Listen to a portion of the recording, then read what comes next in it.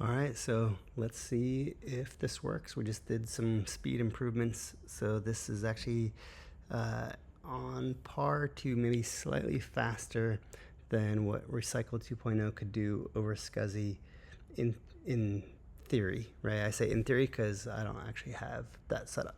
So let's check it out. So I already did the conversion, and you get to the end here, and instead of the SD card to push it, I'm gonna send it over USB-C. Let's try it. So hit send conversion. I have some samples already on there, so I'm gonna hit clear RAM and send. All right, so it's checking the RAM right now. Boom, now it's sending. All right, yeah, not too bad. We're getting 667 kilobytes per second for the PCM. And then you have your overall. So difference there is the PCM is like the actual audio samples being loaded onto the Akai itself. The overall transfer speed also includes the basically like the handshake and some of the acknowledgement stuff back and forth.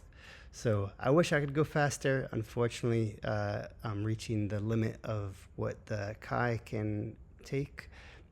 Is around that 660 or so. Seems like that's what the old SCSI stuff could do as well, as far as that CPU. And then the other limitation a little bit is the controller on the Zulu SCSI.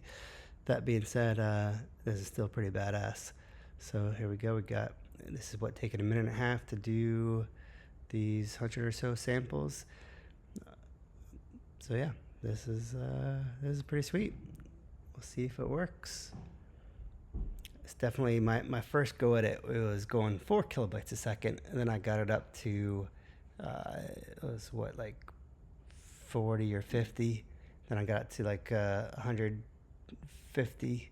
Then and now much better, right? So it's come a long way. So super cool.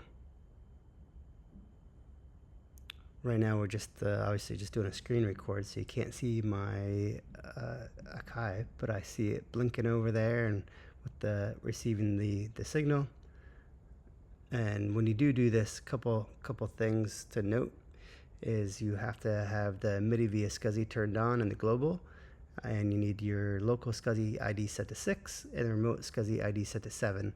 The other two things is I did have to have my own USB driver in order to get the faster throughput. So that's installed with this, as well as you do have to do a firmware update for your Zulu SCSI. And that worked. Check samples over here. I see my 2 programs, samples, boom.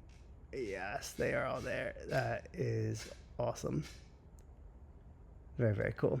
Okay, so I'm gonna do another video and show some of this so you can see the actual Akai here. But one of the things to note is when it's in this RAM mode, you can't use you have to switch the initiator button on the Zulu, so you can't use it as like as a storage device. You could, in theory, set up a second Zulu SCSI or like a micro SCSI or something, maybe put on the back, so you could use the USB cable for the one, have a second emulator with your SD card on there.